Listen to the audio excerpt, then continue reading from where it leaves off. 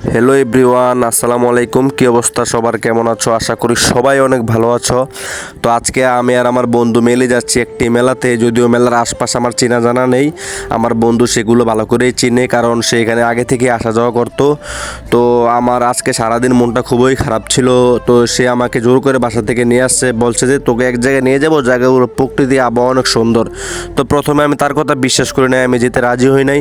সে আমাকে জোর করে নিয়ে আসছে। তো তার সাথে এখানে আসার পর আমি একটা জিনিস বুঝলাম, সে যে আমাকে জোর করে নিয়ে আসছে, আসলে এই জায়গার ভিউগুলো কিন্তু আসলে অনেক সুন্দর ছিল। এখানে আসার পর আমার মন একটু একটু করে ভালো লাগতেছিল, এবং এখানের আবহাওয়া প্রকৃতি আমাকে অনেক মুগ্ধ করছে। আসলে এই জায়গাগুলো অনেক সুন্দর। এইগুলা ঢাকা ডেমরা থানায় অবস্থিত। এই জায়গাটা আপনারা যখন সময় পাবেন এই জায়গাটা এসে ঘুরে যাবেন। এখানের আসলে সব কিছু অনেক সুন্দর।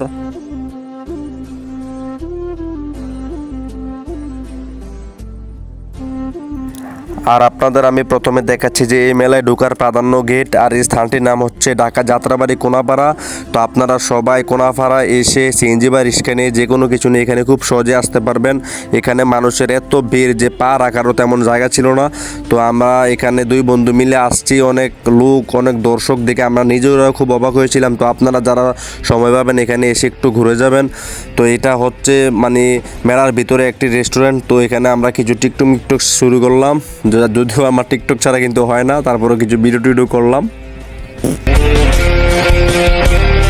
তো এখানে সবচেয়ে বেশি বিশেষত্ব হচ্ছে যে বাচ্চাদের জন্য অনেক কিছু রাইড করার জন্য এখানে কিন্তু ব্যবস্থা রয়েছে। শুধু বাচ্চাদের জন্য নয়, বড়দের জন্য অনেক কিছু রাইড করার এখানে সুব্যবস্থা আছে।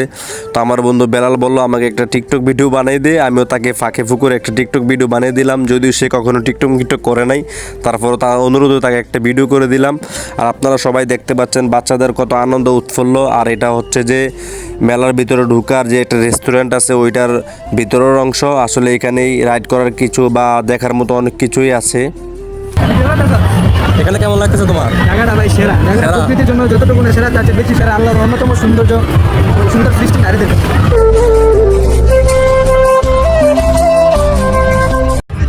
তো প্রিয়ন, এই জায়গাটা হচ্ছে আমাদের ঢাকা অবস্থিত, ঢাকা ডেমরা থানা। আর এটার নাম আমি সঠিক জানি না, আমার বন্ধু বেলালের মুখ থেকে আমি শুনতে চাই। বন্ধু, জায়গাটার নাম কি? এটা হচ্ছে ঢাকার ডেমরার কোনাপাড়া অবস্থিত ধার্মিক পাড়া। আসলে এই জায়গাটা আমি কখনো আসি নাই, আজকে ফার্স্ট টাইম আমি আসছি, তাও আমার বন্ধুর সাথে। তো এই জায়গাটা মানে এসে এতটুকু বুঝলাম এখানে হাজার হাজার মানুষের আনাগোনা কিন্তু হচ্ছে। এটাকে সংক্ষেপে কিন্তু ঢাকা মিনি কক্সবাজার বলা হয়। তো আপনারা যারা সুযোগ পাবেন এই ঈদে আপনার ফ্যামিলিকে নিয়ে এখানে ঘুরতে আসবেন, অবশ্যই জায়গাটা অনেক সুন্দর। এই কারণে আর কি আমি আমার বন্ধুর সাথে আসি। আমি আগে জানছি না যে জায়গাটা এত সুন্দর হবে, কিন্তু ওর সাথে আসার পরে আমার জায়গাটা যে এত পরিমাণ ভালো লাগছে যে আমি এখান থেকে যাইতে ইচ্ছা করতেছে না। তো বন্ধু, তোমাকে এত একটা সুন্দর সময় উপহার জন্য তোমাকে অনেক অনেক ধন্যবাদ। তোমাকেও ধন্যবাদ। আর এখানে সবচেয়ে বেশি বড় কথা হচ্ছে যে এই জায়গাটার আয়তন কিন্তু অনেক বড়। এখান থেকে সূর্যের ভিউটা কিন্তু অনেক সুন্দর লাগে। আর এই জায়গাটা বেশিরভাগ মানুষ চিনে বালুর মাঠ হিসেবে পরিচিত। এটাকে মিনি কক্সবাজারের সাথে তুলনা করা হয়। এখানে হাজার হাজার মানুষ কিন্তু এই জায়গাতে ঘুরতে আসে। ঈদের সময় আরও বেশি মানুষের আনাগোনা হয় এই জায়গাটাতে। আর সেটা শুধু সম্ভব হয়েছে আমার বন্ধুর জন্য। ধন্যবাদ বন্ধু তোমাকে। আর এখানে সবচেয়ে বেশি মজা করছিল কিন্তু শিশুরা, কারণ শিশুদের জন্য অনেক কিছু রাইডের ব্যবস্থা ছিল। শুধু শিশুদের জন্যই না, এখানে বড়দের জন্য অনেক কিছু রাইড করার সুব্যবস্থা ছিল। তো আমার বন্ধু আমাকে কিন্তু বলেছিল যে তুই কোনো রাইড করবি, আমি তাকে সাথে সাথে না করে দিচ্ছি, কারণ এগুলোতে চড়তে আমার খুবই ভয় লাগে। আর সবচেয়ে বেশি ভালো লাগতেছে এটা দেখে যে তাদের মেলার আশপাশের যে ভিউগুলো তারা অনেক সুন্দর করে কিন্তু সাজাইছে, ডেকোরেশন করছে। তো এখানের বিকালে যারা যারা আসছেন দেখছেন তারাই জানান বিকালের ভিউটা কিন্তু আরও জোশ ছিল। তো আপনারা যারা সময় পাবেন এখানে কিন্তু অবশ্যই আসবেন। আর এখানে এসে আমার ইচ্ছে করতেছিল যে আমি আবারও শৈশবে ফিরে যাই, আবারও শিশুদের মধ্যে আনন্দ উৎফুল্ল করি, যা এখন বয়সের সাথে সাথে যা সবার জীবন থেকে হারিয়ে যায়, তা আমার জীবন থেকেও চলে গেছে আরও কিছু বছর আগে। তো আমি দাঁড়িয়ে দাঁড়িয়ে শিশুদের আনন্দ উৎফুল্ল উপভোগ করতেছিলাম।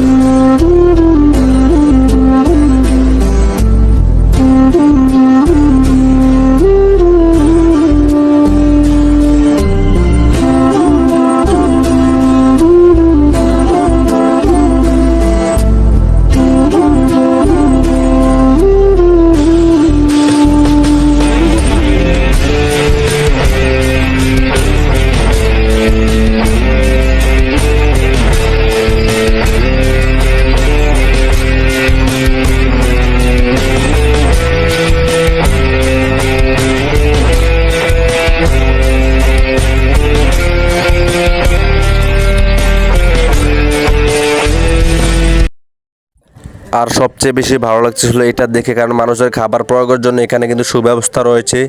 শুধু দু একটা স্টল নয়, এখানে কয়েকশো স্টল কিন্তু রয়েছে।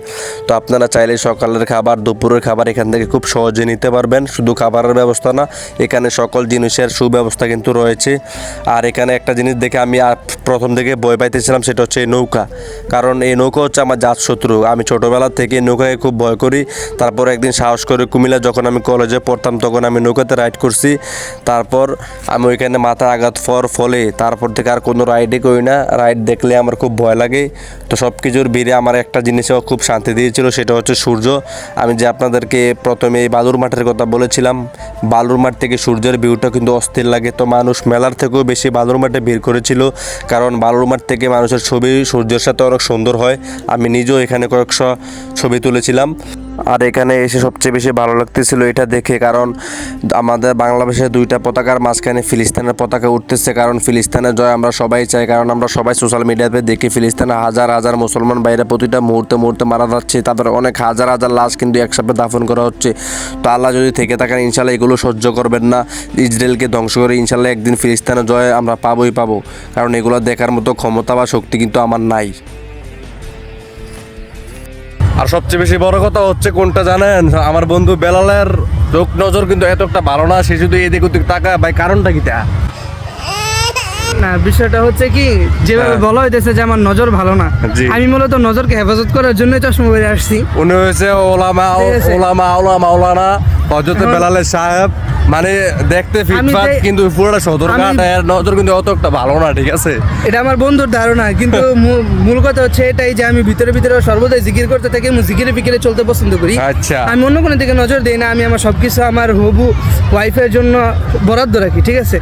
আমি যেহেতু বন্ধুর সাথে আসছি, বন্ধুই মূলত আমার এটা ওটা দেখায় যে বন্ধু দেখতো জিনিসটা কি, বন্ধু দেখতো জিনিসটা কি, বন্ধুর আলাদা- তো এভরিওয়ান, আজকের ভিডিওটি এ পর্যন্তই। আসলে আমার এখানে আসার কোনো ইচ্ছা ছিল না, আমি ঘরে শুয়েছিলাম। তো আমার বন্ধু বেলাল আমাকে মানে ফোন করে ঘর থেকে বার করে আনছে। বেডি ঈদের টাইমে না, আমি কিন্তু বেরিয়ে কিছু না, মানে আমার মন্দির ভালো না। ভাই করেন জানা ঘরে হ্যাঁ বেডি নাকি আপনারা এখন না গাইজ, আমি আসলে আমার বাবা বিদেশ চলে গেছে কালকে, এই জন্য আমার মনটা খুব খারাপ। তো আমি ঘরে শুয়ে আছি। তো আমার মন বন্ধু, খারাপ, বন্ধুর দায়িত্বই তো মন ভালো করা, এই জন্য দৌড়া লয়ে আইছি। শালার মধ্যে ঘরের থেকে বেরিতে চায় না। তো সবাই, মন ভালো করার লাগে তো ঘুরতে হবে। আপনারা কি কোন? তো ঠিক আছে, আজকে ভিডিওটি এই পর্যন্তই। আমরা কিন্তু আপাতত সৌদি আরবের মরুভূমিতে আছি। আসলে সৌদি আরব মরুভূমি দেখা যাচ্ছে, জায়গাটা দেখেন, জায়গাটা কিন্তু জাস্ট অস্থির। আর আমার পিছনে দেখতেছেন সূর্য, যা এটার ভিউটা কিন্তু অনেক সুন্দর। তো সবচেয়ে বেশি বড় কথা হচ্ছে যে আজকের ব্লগটি এই পর্যন্তই। সবাই ভালো থাকবেন, সুস্থ থাকবেন। আর এক আমার বড় না বন্ধু দুই বড়? বেলাল ভাইয়ের মন বড়, ঠিক আছে?